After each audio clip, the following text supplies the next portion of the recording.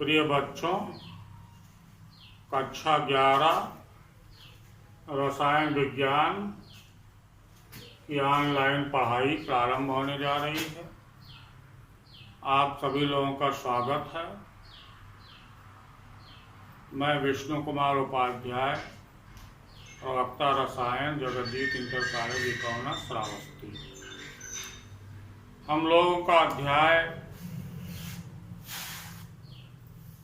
अभी मध्य में चल रहा है। अध्याय का नाम आप लोगों को वेल नोन है, रासायनिक आबंधन एवं आणविक संरचना। तो इसको रिपीट करते थे हम लोग। तो परमाणु मिलके अणु बनाते हैं या यौगिक बनाते हैं। जैसे क्लोरीन के 2 परमाणु मिले Cl एंड Cl, तो हो गया Cl2 अणु हो गया। यही क्लोरीन हाइड्रोजन से संयोग कर लिया, ये Cl हो गया, यौगिक हो गया। यानी तत्वों से यौगिक कैसे बनते हैं, तत्वों के परमाणुओं से यौगिक के अणु कैसे बनते हैं,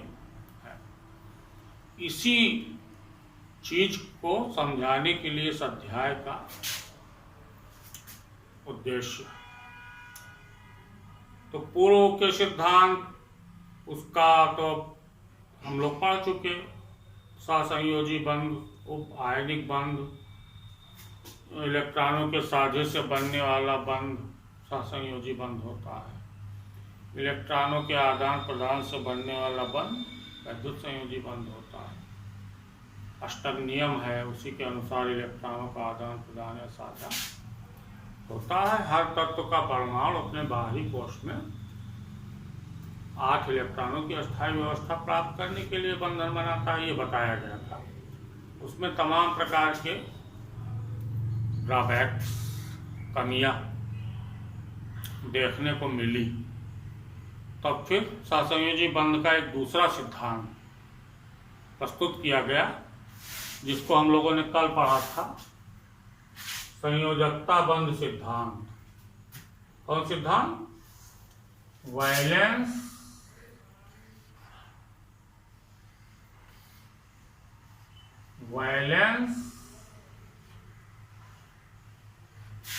बॉन्ड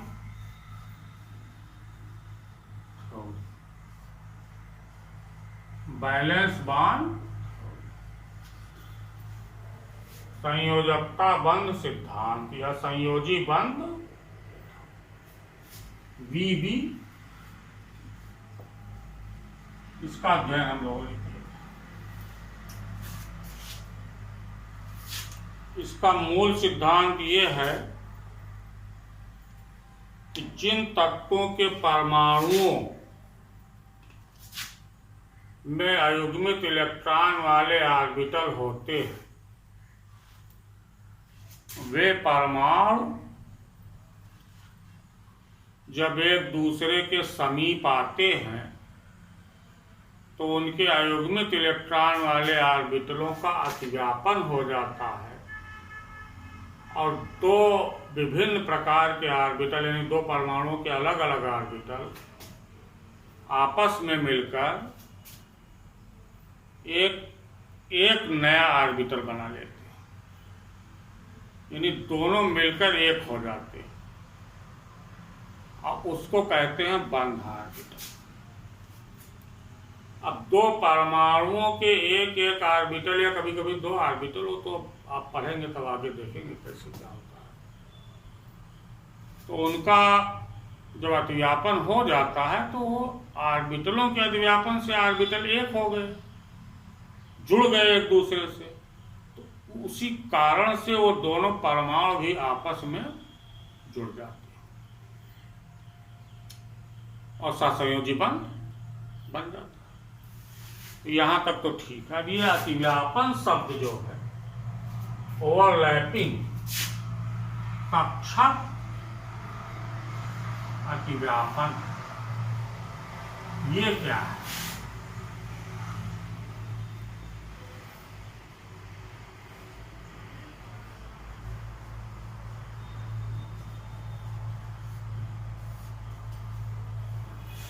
कक्षक अतिव्यापन क्या है, कितने प्रकार का होता है। तो ये तो बताया गया कक्षक अतिव्यापन क्या है। एक ऑर्बिटल ये है, मान लीजिए इसमें युग्मित इलेक्ट्रॉन एक है, एक ऑर्बिटल ये है, इसमें भी युग्मित इलेक्ट्रॉन एक है। तो अब ये दोनों ऑर्बिटल जब एक दूसरे में मिक्सअप हो जाएंगे, मिल जाएंगे, कैसे मिल जाएंगे देखिए, इनका अतिव्यापन हो गया। क्या हो गया, एक ऑर्बिटल दूसरे ऑर्बिटल में मिक्सअप हो गया, यानी ओवरलैप कर गया, चढ़ गया, तो ये मिलकर एक हो गया। तो कैसे हो गया, ये दोनों ऑर्बिटल मिलकर एक ऑर्बिटल, इस ऑर्बिटल को कहते हैं बंध ऑर्बिटल। क्या कहते हैं, बंध ऑर्बिटल। इस तरह से ये अतिव्यापन करके बंध ऑर्बिटल, इस तरह से अब इनके मिलके बंध बना लेने से, बंध ऑर्बिटल बना लेने से वो दोनों परमाणु एक प्रकार के बंध से जुड़ जाते हैं, और वो बंध क्या कहलाता है, सहसंयोजी बंध। अतिव्यापन दो प्रकार का होता है, अतिव्यापन दो प्रकार का। पहला अक्षीय अतिव्यापन, पहला क्या है, अक्षीय अतिव्यापन। अब आपको यह ध्यान रखना है कि बाह्य कोश के ऑर्बिटलों का अतिव्यापन होता है। बाह्य कोश माने संयोजी कोश, बाह्य कोश का मतलब संयोजी कोश। तो संयोजी कोश में प्रायः यस और पी ऑर्बिटल होते हैं, उनके अतिव्यापन से बंध बनते हैं, और वो अतिव्यापन दो प्रकार का होता है। अक्षीय अतिव्यापन क्या है, अक्षीय अतिव्यापन मतलब सीधा अतिव्यापन, ऐसा अतिव्यापन जिसमें दो ऑर्बिटल सीधे एक दूसरे से अतिव्यापन कर लेते हैं।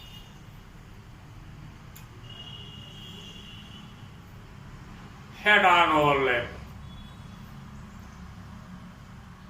अब इसमें इलेक्ट्रॉनों का घनत्व दोनों परमाणुओं को मिलाने वाली, दोनों परमाणुओं के नाभिकों को मिलाने वाली रेखा पर सबसे ज्यादा होगा।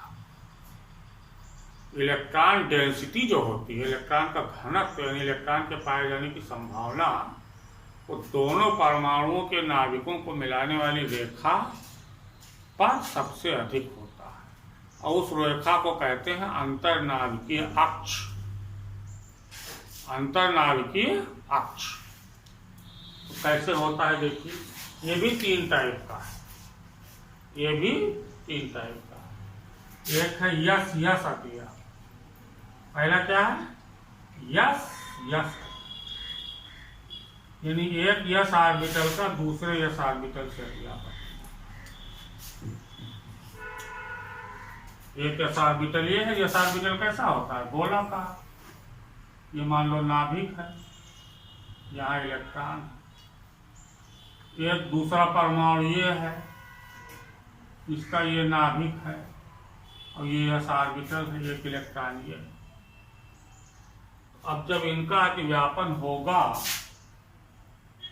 तो अक्षीय अतिव्यापन होगा। अगर अक्षीय ही हो सकता है, यस यस अतिव्यापन हमेशा अक्षीय होता है।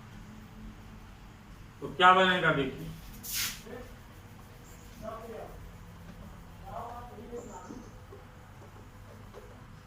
ये दोनों परमाणु एक दूसरे के करीब आए और ये ओवरलैपिंग अतिव्यापन हो।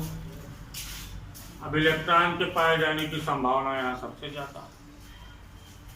ये क्या है, इसको कहते हैं अंतर्नाभिकीय अक्ष।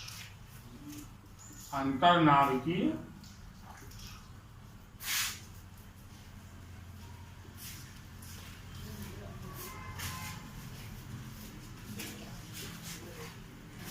इसको यस यस अतिव्यापन कहते हैं, अक्षीय अतिव्यापन, axial overlapping. Second ratio S P overlapping, S P अतिव्यापन, यानी एक परमाणु का यस ऑर्बिटल और दूसरे परमाणु का पी ऑर्बिटल। पी ऑर्बिटल डमरू जैसा होता है, यस ऑर्बिटल गोलाकार होता है। तो इन दोनों का अतिव्यापन हो गया, युग्मित इलेक्ट्रॉन वाले दोनों ऑर्बिटलों का अतिव्यापन। इलेक्ट्रॉन पाए जाने की संभावना कहाँ जाता है? अंतर्नाभिकीय अक्ष। ये यस पी अतिव्यापन, ये यस ऑर्बिटल, जैसे यहाँ ये यस था, ये भी यस था, ये यहाँ यस है, ये यहाँ पी, तो इसको यस पी अतिव्यापन कहते हैं। एक परमाणु का यस ऑर्बिटल दूसरे परमाणु का पी ऑर्बिटल अतिव्यापन कर लेता है, तो उसको यस पी अतिव्यापन कहते हैं। फिर क्या है? पी पी पी पी, अब इसमें लगाना पड़ेगा अक्षीय अतिव्यापन, पी पी अक्षीय अतिव्यापन। अब इसमें तो अगर इसमें दोनों में आपने अक्षीय नहीं लिखा है, तो इसका कारण है कि ये ऑलवेज अक्षीय ही होता है, इसका और कोई दूसरा अतिव्यापन का प्रकार संभव नहीं। ये भी हमेशा अक्षीय ही होता है, यस और पी का। लेकिन पी और पी ऑर्बिटलों का अतिव्यापन अक्षीय भी होता है और पार्श्वीय भी होता है, तो इसीलिए इसको कहा गया है पी पी अक्षीय अतिव्यापन।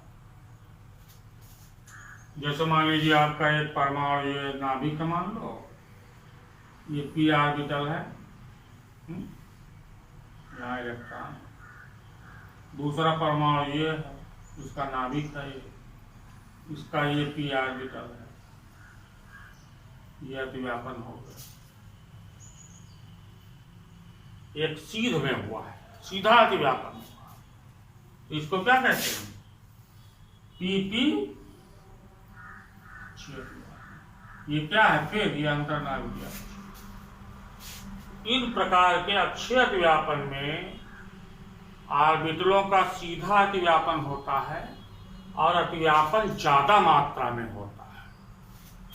ऑर्बिटल एक दूसरे में ज्यादा अंदर तक प्रवेश कर जाते हैं, तो बनने वाला बंध बड़ा मजबूत होता है, और इससे बनने वाले बंध को कहते क्या? सिग्मा बंध। कौन बंध? सिग्मा बंध। सिग्मा, छोटा वाला सिग्मा, सिग्मा बांध। कौन बांध? सिग्मा बांध, छोटा सिग्मा। तो इसका मतलब ये हुआ कि दो ऑर्बिटलों के अक्षीय अतिव्यापन से बनने वाले बंध को सिग्मा बंध कहते हैं। यह बंध अतिव्यापन अधिक होने के कारण बहुत मजबूत होता है, और सभी एकल बंध सिग्मा बंध होते हैं। यानी अगर दो परमाणुओं के बीच में पहला बांड सहसंयोजी बनेगा एकल बंध, तो वो हमेशा सिग्मा बंध ही होगा, दूसरे किसी प्रकार का बंध वो नहीं हो सकता। दूसरा क्या है? पार्श्वीय अतिव्यापन। क्या है? पार्श्वीय अतिव्यापन। पार्श्वीय अतिव्यापन, बगल से जो अतिव्यापन,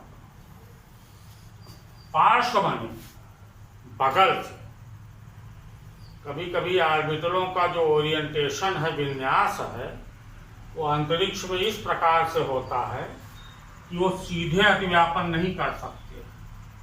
एक ऑर्बिटल इस तरह से है, और दूसरा वाला ऑर्बिटल इस तरह से, दोनों का विन्यास एक ही अक्ष में है, अब ये जब दोनों परमाणु एक दूसरे के पास में आएंगे और बंध बनाएंगे तो इनका कैसा अतिव्यापन होगा? पार्श्वीय अतिव्यापन होगा। देखिए कैसे होगा। इसमें इलेक्ट्रॉनों का घनत्व अंतर्नाभिकीय अक्ष पर शून्य होता है, यानी अंतर्नाभिकीय अक्ष पर इलेक्ट्रॉनों के पाए जाने की संभावना 0 हो। देखिए कैसे होगा। एक पी ऑर्बिटल आप ये बनाए, इलेक्ट्रॉन तो यहाँ भी बना दीजिए। पी ऑर्बिटल है आपका,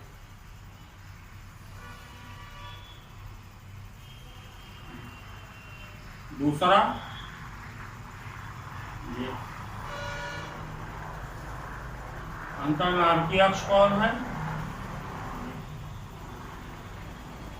इलेक्ट्रॉन या तो यहाँ पाया जाएगा या यहाँ पाया जाएगा। अतिव्यापी क्षेत्र में इलेक्ट्रॉन पाया जाता है। दोनों ऑर्बिटलों द्वारा जो अतिव्यापी क्षेत्र है, ये एरिया, इतना एरिया या इतना एरिया, इसी में इलेक्ट्रॉन के पाए जाने की संभावना रहती है। ये कैसा अतिव्यापन हो गया? पी पार्श्वीय अतिव्यापन। और पार्श्वीय अतिव्यापन कम हो पाता है। ऑर्बिटल बहुत गहराई तक एक दूसरे में मिक्सअप नहीं हो पाते, तो इससे बनने वाला बंध अपेक्षाकृत कमजोर होता है। इसको कहते क्या है? पाई बंध। कौन बंध? पाई बंध, पाई बाण। कौन बाण? पाई बाण। अब अक्षीय अतिव्यापन से कौन बाण बनता है? सिग्मा बाण। अक्षीय अतिव्यापन से बनने वाले बंध को सिग्मा बंध कहते हैं। सभी एकल बंध सिग्मा बंध होते हैं। सिग्मा बंध मजबूत होता है अतिव्यापन ज्यादा होने के कारण, और पार्श्वीय अतिव्यापन से बनने वाले बंध को पाई बंध कहते हैं। द्विबंध या त्रिबंध में पाई बंध ही पाया जाता है। यह बंध अपेक्षाकृत कमजोर होता है क्योंकि इसमें ऑर्बिटलों का अतिव्यापन बहुत कम मात्रा में होता है, ज़्यादा नहीं हो पाता है। तो ये चीज़ आपको जाननी थी, ये बहुत इम्पोर्टेंट चीज़ थी, इसको आप देख लीजिए।